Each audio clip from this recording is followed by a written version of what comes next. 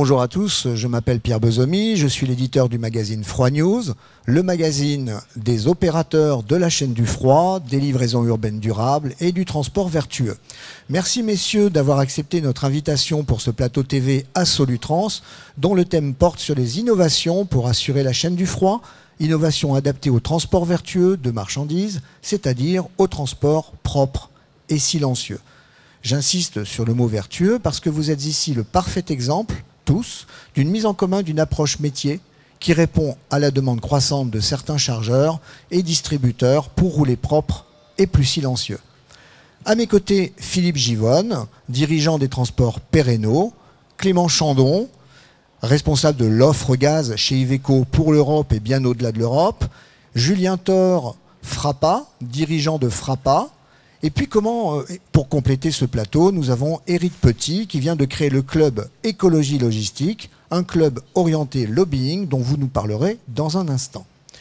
Alors, tout a commencé avec Iveco qui a acquis une grande expertise dans la filière gaz depuis de nombreuses années. Clément Chandon, rappelez-nous la success story de l'offre véhicules utilitaires et véhicules industriels. Merci Pierre. Alors c'est une offre qui va fêter l'année prochaine ses 20 ans.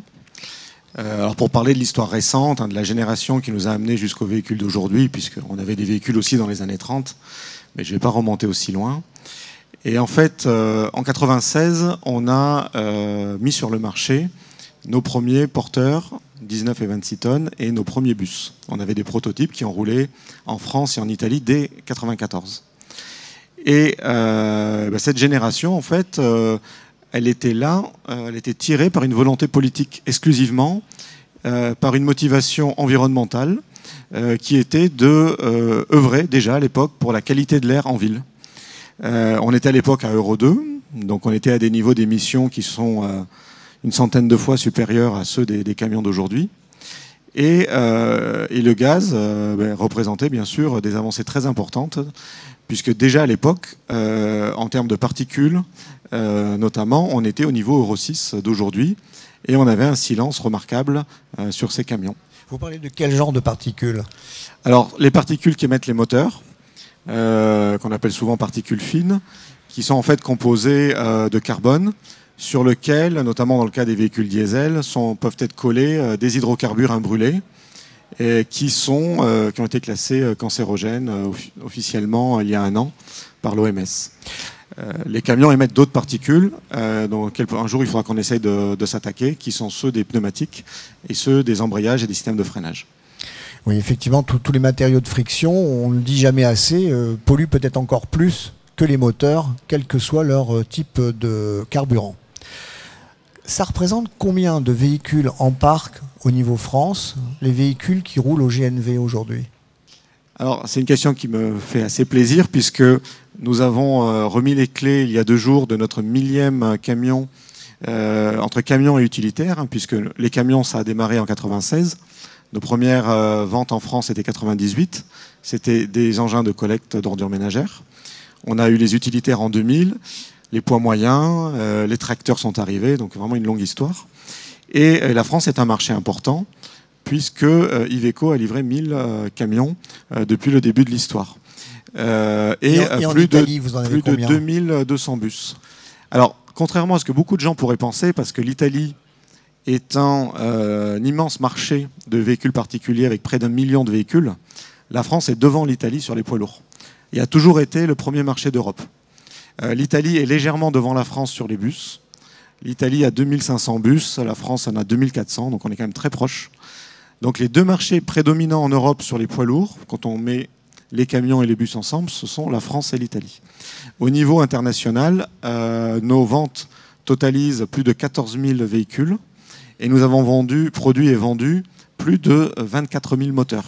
Donc on a beaucoup de clients en dehors du groupe et notamment nous en vendons énormément à la Chine. Et beaucoup de ces moteurs sont produits en France, donc ça quand même fait plaisir de voir qu'on a une industrie automobile en France qui est efficace et qui est capable d'exporter en Chine et pas seulement toujours de faire venir des produits de là-bas. Où ça en France? À Bourbon-Lancy, en Saône-et-Loire. Donc nous sommes le premier employeur de Saône-et-Loire, avec 3000 emplois, avec une des plus grosses usines de moteurs poids lourds au monde. Elle a une capacité qui dépasse les 90 000 moteurs par an et elle en exporte 98%. Et nous sommes également le premier employeur d'Ardèche, avec notre usine de Caribus à Annonay, tout proche de chez Frappac, à 2 km. Et donc vraiment une excellence industrielle dans cette région. Et nous exportons 50% de la production de nos bus en Europe, mais jusqu'au Kazakhstan, en Azerbaïdjan. Nous développons beaucoup nos ventes à l'export. Et beaucoup de gaz d'ailleurs. Très bien, merci pour ce rappel historique et puis pour cette présentation du marché. Aujourd'hui, qu'est-ce qu'on peut dire du gaz naturel au sens large et tout particulièrement, précisez-nous la différence entre gaz naturel compressé, gaz naturel liquéfié. Qu'est-ce que vous faites chez Iveco ? Alors chez Iveco, on a démarré avec le comprimé. Le comprimé, c'est une technologie relativement simple en termes de stockage. Je dis relativement parce qu'on a des réservoirs en acier ou en carbone. Les réservoirs en carbone, on les utilise sur les bus, qui vont résister à des pressions entre 450 et 600 bars. Donc c'est quand même déjà des alliages poussés, c'est des réservoirs sans soudure, mais c'est des technologies qui existent depuis une bonne vingtaine d'années. On a une technologie qui est beaucoup plus récente, puisque les premières ventes, nous les avons faites à la toute fin de 2014. Nous avons d'ailleurs livré ici, à quelques kilomètres d'ici, à Saint-Quentin-Fallavier, le tout premier véhicule, le premier qui a roulé en France. C'était avec Philippe Givonne à Saint-Quentin-Fallavier. Et c'était du gaz liquéfié. Donc il s'agit exactement du même gaz. C'est une molécule simple, le méthane. C'est un hydrocarbure, mais il a l'avantage par rapport aux autres hydrocarbures d'avoir 2 fois plus d'hydrogène et donc 2 fois moins de carbone. Donc c'est celui qui a la densité carbone la plus faible par énergie. D'où on va en parler sans doute, des bilans carbone très positifs. Le fait de le liquéfier, alors ça complexifie les choses puisqu'on va passer en technologie cryogénique. Donc ça va rappeler des choses aussi avec Frappa, puisque eux, ils utilisent aussi la même technologie de réservoir pour l'azote. Et donc on va stocker du gaz à très basse température, typiquement moins 130 degrés. Et ce faisant, on va en mettre 2,5 fois plus pour une unité de longueur disponible sur le châssis. Donc, notamment sur les tracteurs où il y a peu de place disponible, on augmente de manière significative l'autonomie. En fait, on la double. On arrive à doubler l'autonomie en passant en gaz liquide. Est-ce que c'est pas finalement plus simple de ne faire que du liquéfié ? Non, il y a un marché pour les deux. Le liquéfié ne va absolument pas arrêter le marché du comprimé pour 2 raisons. Déjà, on a parfois de la place sur les camions, notamment sur les porteurs. Aujourd'hui, le camion qui a la plus grande autonomie, ce n'est pas le liquéfié, c'est le comprimé en porteur, où on peut mettre beaucoup de gaz dessus. Le liquéfié va aussi progresser. Il faut voir que le liquéfié, on va l'utiliser si on en a besoin. Parce que si on a des missions qui requièrent une autonomie où le comprimé ne peut pas aller, le liquéfié va être la solution. Mais si le comprimé répond à la mission, c'est le comprimé qui va gagner, parce qu'en coût total d'exploitation, il est moins cher, et donc il a un retour sur investissement plus rapide, et en simplicité d'utilisation aussi, en termes de plein et en termes de maintenance, c'est plus simple quand on est en comprimé qu'en liquéfié. Donc j'allais dire, qu'est-ce qui est le mieux pour le transporteur? C'est très difficile à dire, chaque cas étant un cas particulier, mais j'ai l'impression que le comprimé a encore toutes ses chances. Oui, je pense qu'en France, alors il faut voir qu'on est dans une dynamique. Aujourd'hui, le comprimé en tracteur, en cabine standard, c'est-à-dire avec une couchette, c'est 400 à 450 km d'autonomie. On a les capacités en 2 étapes de porter cette autonomie à 600 km, puis à 7 ou voire 800 km. Quand on est à 7 ou 800 km, on va couvrir 80% des besoins du marché français. Le GNL va continuer à progresser. Aujourd'hui, 800 km, mais bientôt 1500 km et à terme 2000 km. Donc on va avoir du liquéfié sur l'international, et on sait que malheureusement ces camions-là aujourd'hui sont dans des entreprises qui sont localisées hors de France, Portugal, Pologne, Roumanie, etc. Donc ces camions-là vont sans doute voir du GNL à 2000 km d'autonomie à moyen terme, et le GNC par contre sur des marchés comme la France, l'Allemagne, l'Italie, qui sont en difficulté pour faire de l'international, va sans doute avoir une part prépondérante. Moi, pour la France, je pense qu'on va se stabiliser à 70% comprimé et 30% liquéfié d'ici 3 à 4 ans. Alors on entend des détracteurs du gaz, parce que tout n'est pas si rose, concernant à la fois les émissions de particules. Il faudrait en redire un petit mot par rapport au diesel Euro 6, qui est effectivement beaucoup plus propre qu'avant. De quoi parle-t-on dans tout ça? Essayez de nous éclairer. Alors le gaz va apporte depuis toujours une solution sur les particules sans post-traitement. La combustion du gaz n'émet aucune particule. Les seules particules extrêmement faibles en quantité et en nombre que le gaz va émettre est l'huile qui va passer par la segmentation ou les soupapes et qui va brûler lors de la combustion du gaz. Donc c'est une solution qui est quasi zéro particule, sans aucun besoin de post-traitement, sans filtre. Donc sans nettoyage de filtre, sans régénération, sans maintenance. Le diesel, pour arriver au même niveau, ou presque au même niveau, va avoir besoin d'un filtre à particules, qui est une pièce coûteuse, qui nécessite de la maintenance, et qui, chez certains constructeurs, pas chez Iveco, nécessite aussi de consommer du gasoil pour venir monter les températures dans le post-traitement et éliminer ces particules. Quoi qu'il en soit, je pense qu'il y a deux choses à retenir. Le diesel Euro 6, sur le plan des particules, est devenu extrêmement propre. Mais le gaz chez Iveco, et on l'a démontré encore une fois ici, avec les transports Perreno, et avec un laboratoire lyonnais qui s'appelle le CRMT, supporté par des fonds publics de l'ADEME, on a pu démontrer, que le diesel Euro 6 était largement en dessous des limites Euro 6 sur les particules, il était 2 ordres de grandeur en dessous, et le gaz faisait encore mieux, et notamment sur les particules, mais également sur les oxydes d'azote. Donc si certains constructeurs n'arrivent pas à faire des moteurs gaz plus propres que les diesels, ça les concerne. Ce que je peux vous garantir, c'est que chez Iveco, bien que les seuils Euro 6 sont extrêmement faibles, on a encore une marge à la baisse avec le gaz, et on a une marge importante encore à la baisse sur les oxydes d'azote, qui sont dangereux pour toutes les personnes qui ont des fragilités respiratoires, qui sont générateurs d'ozone et de smog urbain. Et on a mesuré 54% en moyenne, mais sur les parcours les plus lents, c'est 70% inférieur aux limites Euro 6.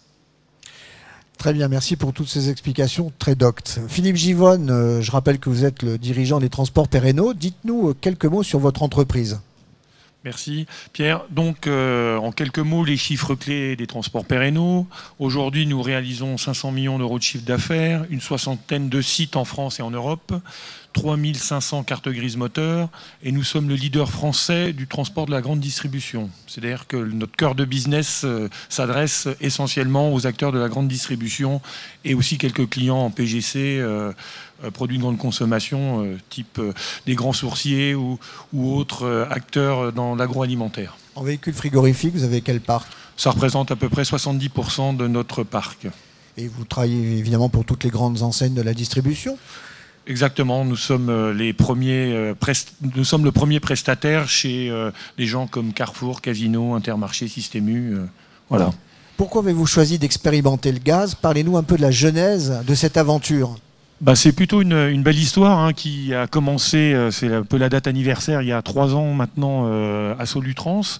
On avait essayé différentes technologies, puisqu'on essaye d'être un peu citoyen et de proposer des solutions à nos clients. Donc on avait essayé des véhicules hybrides, nous n'étions pas spécialement satisfaits. On a essayé de trouver d'autres solutions. Et lorsque j'ai rencontré notre fournisseur préféré de véhicules qui s'appelle Iveco, j'en ai parlé avec Clément en lui disant qu'est-ce que tu as comme solution alternative au tout diesel? Il m'a parlé du gaz, bon oui ça existait. Après il m'a parlé du gaz mais bio, c'est-à-dire une énergie non fossile, on roule avec nos déchets et sans rentrer dans la technique, l'image « je roule avec mes déchets » m'a semblé pertinente et un message qu'on pouvait faire passer à l'ensemble des acteurs de la grande distribution, mais aussi auprès de nos collaborateurs. Donc on a monté un projet avec Iveco, on a Carrefour, GN Vert pour l'approvisionnement. Ce projet a été un peu long à accoucher, on a mis quasiment 1 an avant de trouver une solution. Et on a testé les premiers véhicules dans la région lilloise avec un véritable succès. Donc on avait mis 3 véhicules de mémoire, Clément, dans le nord. Et depuis, on ne cesse de progresser dans le camion gaz. Voilà, il y a 3 ans, nous étions les premiers à proposer ce type de solution. Et maintenant, c'est au cœur de Solutrans, tout le monde parle gaz. Et ça représente combien de cartes grises aujourd'hui, le gaz, chez vous? On a à peu près une 50aine de véhicules au gaz. La difficulté qu'on rencontre aujourd'hui, c'est essentiellement les points d'avitaillement. Voilà, ils sont encore assez peu nombreux. c'est un petit peu difficile de mailler le territoire, mais on sent un véritable engouement et je pense que d'ici entre 3 et 5 ans, ça devrait correspondre aux attentes des différents transporteurs. Vous vouliez ajouter quelque chose, Clément Chandon? Je voulais dire un mot sur la thématique très importante des stations. On a réussi en France à avoir en 10 ans, donc 95, 2005, 2015, on a réussi à avoir 14 stations publiques dimensionnées pour les poids lourds. Dans les 10 prochains mois, on va avoir 19 stations publiques dimensionnées pour les poids lourds qui vont ouvrir en France.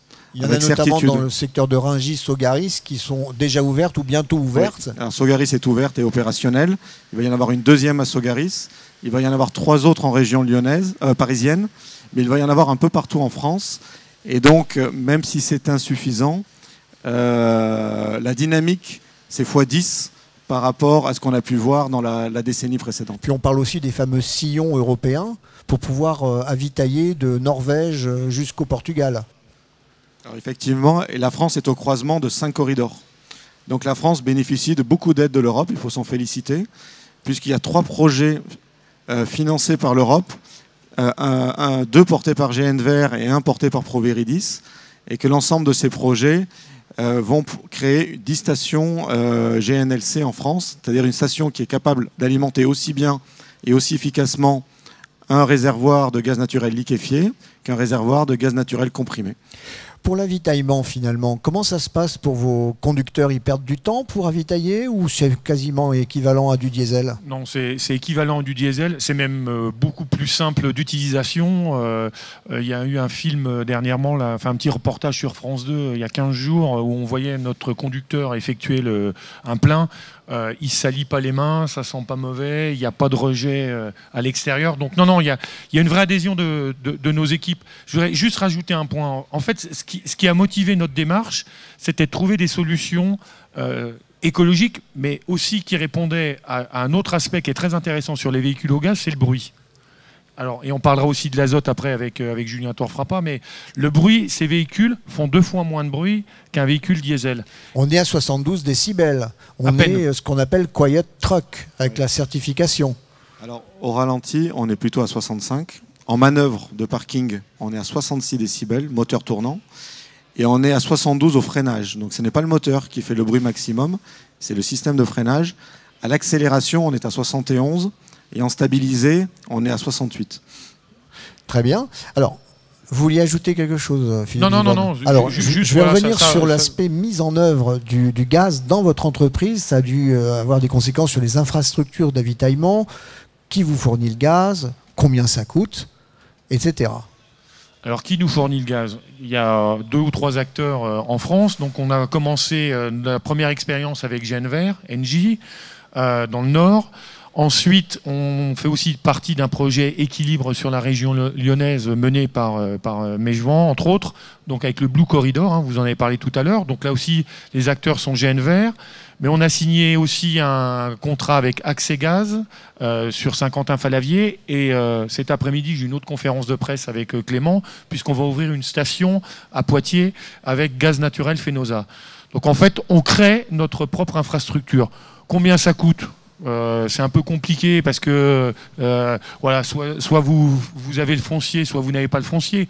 Au-delà du combien ça coûte, c'est combien vous avez de véhicules qui peuvent faire le plein. Ou combien ça rapporte. Ça rapporte, si seulement ça rapportait, tout le monde aurait déjà choisi le gaz. Non, il faut être capable de faire une proposition clé en main au client. Donc, soit vous trouvez une solution avec les différents acteurs de la filière gaz, soit vous trouvez une solution en interne en proposant le foncier et en prenant le risque de s'engager sur un certain nombre de véhicules. Concrètement, vous avez déjà des retours en termes de gestion, le coût total de détention d'un véhicule au gaz? Oui, on a des retours, puisque là, maintenant, on est quasiment sur 3 années d'exploitation dans le Nord, avec 500 000 kilomètres. C'est à l'identique par rapport au diesel. En fait, aujourd'hui, c'est simplement le prix du gaz qui permet économiquement d'être périn, puisque aujourd'hui, il y a entre 25 et 30% d'écart entre le diesel et le gaz. Le véhicule coûte un peu plus cher à l'achat. L'entretien est quasiment identique, bon, un petit peu plus cher, mais je pense que les constructeurs vont continuer à faire des efforts pour qu'on gomme cet écueil. Je fais confiance à Iveco pour qu'il fasse le nécessaire. Et la valeur résiduelle? Il n'y en a pas de valeur résiduelle. Effectivement, il n'y a pas de second marché aujourd'hui. Par contre, la durée de vie du véhicule est beaucoup plus importante, hein, puisque c'est une technologie qui est mature. Clément l'a expliqué tout à l'heure. Donc, les bennes à ordures ménagères, certaines ont 10 ou 12 ans de vie, 16 même, voilà, 16. Donc, il ne faut pas partir sur le second marché, il faut partir du principe que vous amortissez le véhicule sur 5 ans. Et si vous êtes capable de proposer une solution alternative à vos clients, ils sont aussi capables de vous accompagner, de partager les risques. C'est ce qui était important. Donc, quel conseil donneriez-vous à d'autres opérateurs avant de s'aventurer dans la filière gaz? Ben, aucun, pour garder un peu cet avantage. Non, le conseil, c'est d'être un peu innovant et de vendre le projet. Je répète, il faut proposer une solution clé en main en client. La difficulté aujourd'hui, j'insiste lourdement, c'est l'avitaillement. Après, il y a un autre point, mais on en parlera, c'est la fiscalité. Parce que quand même le prix du gaz aujourd'hui est compétitif, mais parce qu'il n'y a pas de fiscalité. Donc il faut qu'on ait une vision aussi de la part de notre gouvernement par rapport à ça. Après, ce que je peux vous dire, c'est que déjà en interne, nos salariés sont plutôt satisfaits d'utiliser des véhicules au gaz. Il n'y a pas eu de résistance au changement, au contraire. Ils sont même fiers. C'est intergénérationnel, hein, puisqu'ils ils participent à l'effort, ils sont un peu citoyens. Ça fait moins de bruit, moins de vibrations. Donc il y a très très peu d'écueils, si ce n'est prendre le risque de vendre ce type de prestations auprès de nos clients. Eh bien, on reviendra sur vos clients tout à l'heure. On va passer maintenant la parole à Julien Thor-Frappa, qui dirige la société Frappa, qui construit de très jolies carrosseries et qui a également mis au point le groupe cryogénique, le groupe frigorifique cryogénique Silencio. Vous êtes donc le parfait exemple d'une entreprise innovante. Vous concevez, vous vous êtes lancé dans cette filière de l'azote liquide. Racontez-nous un petit peu déjà la genèse du projet. Présentez-nous peut-être rapidement Frappa, puis ensuite on va tout de suite attaquer sur Silencio. Merci Pierre pour les belles carrosseries. Voilà, l'entreprise entreprise familiale, hein, dont je suis le propriétaire, c'est 35 millions d'euros de chiffre d'affaires, 150 collaborateurs, donc à Annonay, à 70 km au sud de Lyon, en Ardèche, comme l'a évoqué Clément, proche du site d'Irisbus. On fait aujourd'hui, nous, 10% du marché du véhicule frigorifique et on est, même si ça reste une niche, on est aujourd'hui, je pense, leader sur la cryogénie.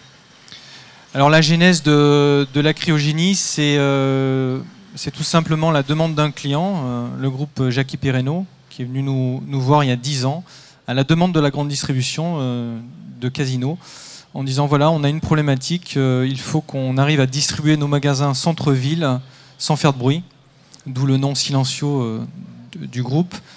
Et on a essayé on a fait une étude de marché quasiment mondiale en essayant de voir s'il y avait un produit qui existait sur le marché. Et il n'y avait rien en fait qui existait des fabricants traditionnels. Donc on a donc décidé de se prendre en main. On est une PME, on est entrepreneur. Donc on s'est mis à faire notre propre groupe pour répondre à ce besoin et pouvoir donc livrer de façon silencieuse les centres-villes. On a d'ailleurs participé à l'implantation de la norme PIC en France, puisque j'avais mis en relation le Semafroid avec les autorités hollandaises pour qu'on puisse avoir on va dire un établissement français qui puisse certifier les véhicules. On a d'ailleurs eu en France la première certification par le Semafroid. Et donc on a travaillé pour répondre aux besoins de notre client et lui permettre de livrer en silence ses magasins. Donc, pour revenir à la société Perreno, vous vous êtes mis d'accord évidemment avec le moteur, le châssis, les besoins du client, de votre client. Combien de temps ça a pris pour réellement développer la solution complète et la mettre en œuvre, en exploitation? Alors, si je peux me permettre, en fait, les moteurs, pas au départ, ils sont arrivés après. C'est des grandes maisons, mais ils sont arrivés un petit peu après. Puisque nous, je le redis, nous, ça fait maintenant 10 ans qu'on a développé cette solution. Et puis l'intérêt se faisant, je pense que les fabricants comme Iveco ont travaillé le sujet. On a d'ailleurs travaillé en commun sur un appel d'offres Carrefour, qui aujourd'hui, il faut le savoir, a pris cette solution pour les 2 ans à venir pour les agglomérations parisiennes, lyonnaises et le nord de la France. Ça représente combien de véhicules? Ils sont engagés sur 200 véhicules. Et donc il y aura 200 silencieux qui tourneront? Alors on n'est pas tout seul, hein, parce qu'on aimerait, mais il y a toujours...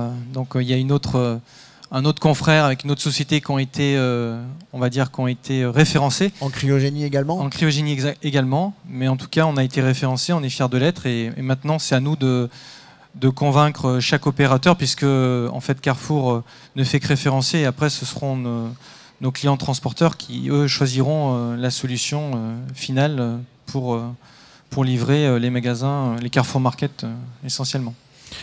Très bien. À terme, ça veut dire que le développement de la cryogénie, vous le voyez à peu près en volumétrie, à quel pourcentage du parc? C'est très difficile à répondre. Ce qui ne nous aide pas actuellement, c'est le prix du gasoil. Alors tant mieux pour le monde du transport, mais c'est vrai que si on se projette il y a 2 ans et demi, et aujourd'hui je pense qu'il y a une baisse de l'ordre de 30 à 40% du gasoil, ce qui fait que la différence entre... faut retenir, généralement l'azote vaut 10 fois moins cher que le gasoil. Alors il y a 2 ans c'était plutôt 12 fois, et aujourd'hui le ratio est passé à plutôt 9. Ça veut dire qu'aujourd'hui, en termes de consommation, pour être très honnête, ça coûte, au moment où je vous parle, plus cher, compte tenu d'un prix de gasoil qui est historiquement très bas. Est-ce qu'il le restera?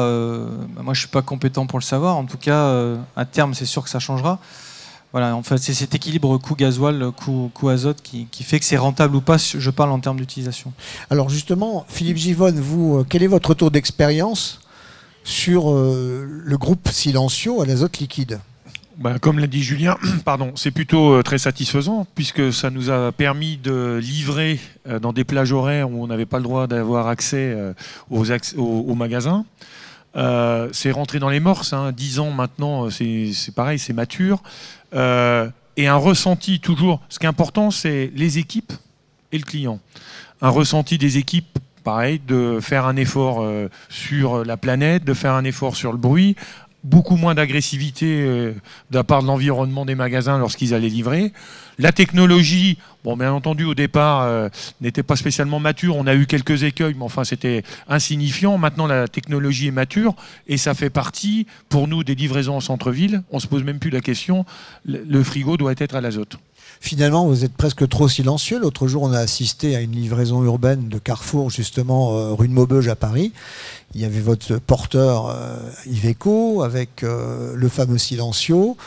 Tout était pic, quiet truck pour ce qui vous concerne. On était vraiment étonnés d'entendre, y compris les transpalettes qui étaient extrêmement silencieux, puisque tout était véritablement travaillé avec Carrefour pour qu'on fasse le moins de bruit possible. En réalité, ce qui faisait du bruit, c'était les scooters qui passaient ou les taxis. Donc finalement, vous êtes presque trop en avance, mais il faut continuer les efforts. Pour revenir à ce plateau, on a la chance d'avoir aujourd'hui Écologie Logistique, c'est-à-dire Éric Petit. Je suis très intrigué de recevoir un lobbyiste. Qu'est-ce que c'est qu'un lobbyiste? Présentez-vous. Merci Pierre. Est-ce que je suis un lobbyiste? Non, mais dans le sens où je vais vulgariser la logistique avec un certain nombre d'acteurs de la logistique, du transport, de la distribution, pour le porter dans le débat parlementaire et réglementaire.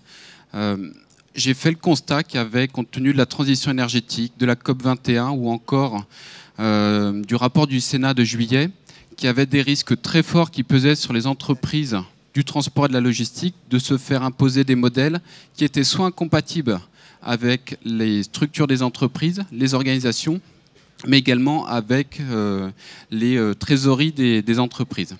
Donc l'idée, c'est que Écologie Logistique fédère un certain nombre d'acteurs multisectoriels qui fait qu'on se différencie aux autres groupes qui pourraient être force de proposition dans le débat parlementaire et réglementaire. Et ensemble, on travaille pour vulgariser la logistique. Le constat qui a été fait, c'est que quand je discute avec le ministère des Transports, avec un certain nombre de parlementaires, c'est de dire ils ont un vrai besoin de vulgarisation de la logistique, de la comprendre, qu'on la rende accessible. Que l'écotaxe n'ait pas abouti, c'est pas normal. Que les véhicules industriels soient absents de la loi Macron, c'est anormal. Et que des mairies, comme la mairie de Paris, nous disent zéro diesel en 2020, si on a fait un peu de logistique, on sait que ça va être très compliqué. Alors, est-ce qu'on va aller jusqu'au bout? Je ne suis pas sûr. Voilà, mais il y a un vrai besoin du décideur politique de se voir faire expliquer, vulgariser une logistique pour qu'il puisse encourager les bonnes motorisations, les bons types de véhicules en fonction du client final. Bon, vous-même, vous aviez une expérience de logisticien. Alors moi, je suis 100% logisticien. J'ai eu des budgets de transport de 20 millions d'euros. J'ai managé des très grosses équipes. Je me suis occupé de designer plusieurs entrepôts. Voilà, donc je n'ai pas porté de cravate pendant 11 ans. J'en porte une aujourd'hui. Mais voilà, donc je viens amener mon bon sens logistique aux décideurs politiques. Pour cela, vous avez créé un club. Ça ne fait pas un club de trop. Il y a déjà le club de Béthère. Vous en êtes d'ailleurs pour certains membres. Le club du dernier kilomètre logistique. Et je ne parle pas des associations. Je ne parle pas des associations de la filière de la chaîne du froid. Je pense à Certibruit, Transfrigoroute France, UNTF, USNEF, Pharma Logistics Club. Je salue au passage mon ami Serge Aleusier. J'en oublie certains. Donc voilà, donc des clubs, il y en a beaucoup. Est-ce que ce n'est pas un club de trop? Non, par rapport à ce que je vous ai dit tout à l'heure sur le fait que l'écotaxe n'est pas abouti, que la loi Macron ne prend pas en compte les véhicules industriels. L'ensemble des clubs, des fédérations, des syndicats sont sectoriels. Vous avez les acteurs de l'électrique qui sont ensemble, les acteurs du gaz qui sont ensemble, les acteurs du camion qui sont ensemble. Moi, j'arrive de manière transverse et je fais travailler des gens ensemble pour décliner les critères d'écomobilité dans une vue logistique pour encourager les bons process et les bons investissements. Quel genre d'entreprise aujourd'hui comptez-vous parmi vos premiers adhérents? Donc, bien sûr, des transporteurs, des gens comme DB Schenker ou comme Staff, des constructeurs de camions, je pense à Mercedes, des énergéticiens, je pense à GRDF, et ensemble, on arrive à décliner des critères et une méthodologie accessible à tous. Alors en fait, en quoi le club va-t-il apporter un bénéfice à la filière du transport routier de marchandises? Donnez-nous des exemples concrets. Alors typiquement, l'année dernière, j'avais proposé plusieurs amendements dans le cadre de la transition énergétique. Et dans le type d'amendement que je proposais, c'était de dire que toute entreprise qui atteignait les objectifs de réduction d'émissions de CO2 se verrait immédiatement exonérée de l'écotaxe. Je pourrais donner un autre exemple dans le cadre d'un projet de loi de finances qui est annuel, si bien même le premier, là, celui de cette année est fini et l'année prochaine ne va pas se passer grand-chose. Mais comment, dans le cadre donc, de ce PLF, on arrive à faire porter une partie du surcoût d'investissement d'un certain nombre de véhicules alternatifs au diesel ou même de l'Euro 6 diesel, par une exonération partielle de l'IS, une exonération partielle de TVA. Comment on encourage les acteurs vertueux à pouvoir investir dans ces nouvelles motorisations? Parce que là, justement, sur le plan fiscal, il y a un réel bénéfice possible pour réduire le fameux coût total de détention grâce à ces systèmes d'amortissement. Vous pouvez en dire un petit peu plus par rapport à ce qu'on avait évoqué de la capacité de suramortissement? Alors, par exemple, dans la loi Macron, l'un des buts est de relancer l'investissement. Il y a une instruction financière qui a été déclinée qui consiste à pouvoir amortir 40% dès la première année de votre investissement. Quand vous prenez cette instruction financière, il est marqué mot pour mot, à l'exception des véhicules industriels. Alors là, il y a un certain nombre d'acteurs du gaz poussent pour refaire passer un amendement de manière à ce que les véhicules gaz soient compris dans cette capacité de suramortissement, mais pour l'instant, ce n'est pas encore fait. Donc en conclusion, par rapport à votre activité, on vous souhaite une pleine réussite. Merci. Dans votre nouvelle activité. Pour revenir à nos autres intervenants, Monsieur Chandon, vous vouliez peut-être ajouter un complément pour conclure? Oui, alors d'abord, je voulais souligner le rôle qu'ont joué les transports Perreno et Philippe Givonne dans ce qui est en train de se produire en France. Parce qu'on a cité Carrefour. Carrefour, c'est le plus grand projet à l'échelle européenne, et je ne serais pas étonné que ce soit le plus grand projet à l'échelle mondiale de livraison propre avec du biométhane carburant exclusivement et des frigos silencieux, 200 à 270 poids lourds pour commencer, 5 villes, 8 stations vont être créées. Et tout ça, ça a démarré sur un coup de fil de Philippe Givonne à Carrefour en disant « J'ai une nouvelle solution à te proposer, le biométhane carburant ». C'était il y a 4 ans. On a fait d'abord 3 camions, ils ont 500 000 km, puis 11, et là on va passer à 220. Donc ce qu'on a fait ensemble, j'en suis fier, ça s'est fait aussi avec des technologies développées par Frappa, et ça montre la pertinence de l'association de ce camion-là. Il faut le rappeler que c'est un camion zéro pétrole. Il fonctionne qu'avec des déchets, notamment des déchets de Carrefour, parce que chaque hypermarché produit plus de 200 tonnes de biodéchets qui ne sont valorisables qu'en méthanisation. Donc ils vont rouler avec leurs propres déchets. Et donc on a une pertinence de zéro pétrole, zéro émission de CO2, zéro bruit, avec une pertinence économique, même si ce n'est pas tout à fait le diesel. On n'a rien dans les tuyaux qui puisse faire mieux que cette solution-là. On n'a rien aujourd'hui, on n'a rien dans 10 ans. Et le tout électrique ne saurait pas faire aussi bien. Parce que quand on a fait un camion biométhane, on a fait beaucoup plus qu'un camion propre. On a créé un outil pour créer de l'indépendance énergétique, pour traiter nos déchets. On a créé un outil pour créer de l'emploi en France. On a 60 milliards d'importations d'énergie en France. C'est le montant de notre déficit commercial. On a une dépendance au pétrole à 90%. Et donc, quand on fait rouler ces camions, on a des livraisons propres et silencieuses, mais on a dans un cercle de valeur qui est extrêmement large. Et moi, je suis très fier d'être associé à des précurseurs qui nous ont permis d'arriver à ce résultat en France. Et la France doit être fière, à mon avis, de ce qu'elle fait en ce moment dans ce champ-là. Et vous, Julien Thor-Frappa, pour votre parti, le groupe Silencio, vous avez été amené à, j'imagine, recalibrer vos ateliers pour pouvoir suivre la demande. Vous êtes organisé comment? Et qui est votre prestataire pour la partie produit, pour l'azote? Alors pour la production, pour l'instant, les unités restent en dizaines d'unités, donc on n'a pas nécessité de recalibrer l'usine, malheureusement, mais on s'adaptera s'il le faut. J'en profite aussi pour remercier le groupe Perreno et plus particulièrement Philippe, je dirais pour son courage, parce que le monde du transport est un monde très conservateur. Pour beaucoup de raisons, hein, je pense, c'est la difficulté du métier qui veut ça, un métier quand même qui est très difficile. Et donc on a tendance à faire et à attendre que le mec se plante pour dire bon bah finalement il a eu tort, voilà. Et puis le fameux ça ne marchera jamais. Voilà, ça marchera jamais. Et quand pudiquement il a dit on a eu quelques petits écueils, non, on a bien sûr eu des problèmes. Et mais en tout cas on a toujours su échanger, en tout cas se rencontrer, trouver des solutions pour avancer.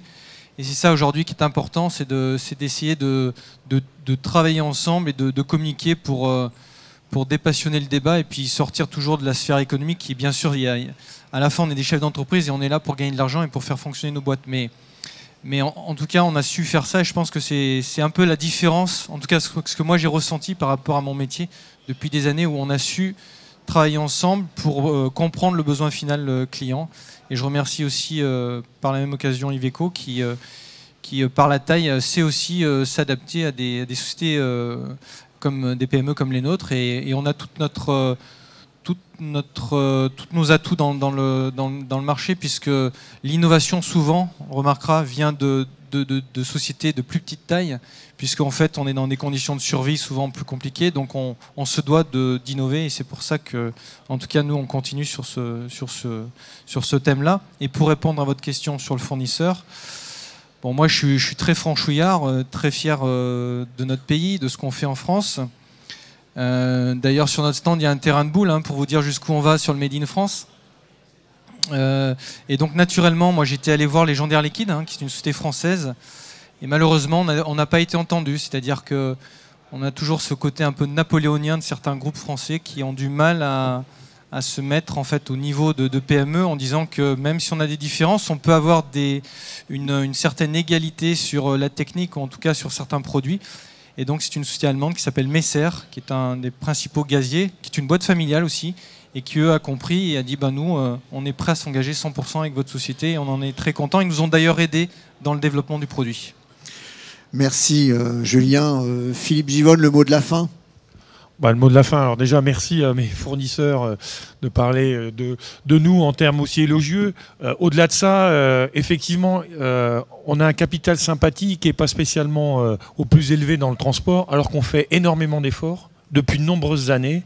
On a un vrai souci de recrutement et d'attirer un peu des talents dans nos entreprises, alors qu'on participe activement à l'évolution, à cette prise de conscience qu'il faut faire quelque chose pour la planète. Et simplement, si vous avez des fournisseurs motivés, avec un projet un peu clé en main, les clients sont capables de vous suivre. Et en plus, j'insiste, en interne, vous avez aussi vos équipes qui sont motivées et qui fédèrent autour de ces projets. Donc c'est plutôt une belle aventure, c'est ce qu'il faut retenir. C'est un projet, on va dire, presque franco-français, avec des tas de solutions. Je ne vais pas insister et revenir sur ce qu'a dit Clément, mais voilà, le biométhane, c'est de l'énergie non fossile, c'est non délocalisable, c'est de l'économie circulaire. On traite aussi le problème des déchets, et je trouve que c'est une belle solution et une belle aventure. En fait, je roule avec mes déchets, ce sera un petit peu le mot de la fin. C'est celui que vous voulez qu'on circularise. On va tous rouler bientôt avec nos propres déchets. Je vous remercie tous pour ce plateau qui était très intéressant. Je crois qu'on a bien compris votre rôle et le fonctionnement, la communication entre vous tous. On sent qu'il y a une vraie dynamique. Merci encore et à très bientôt.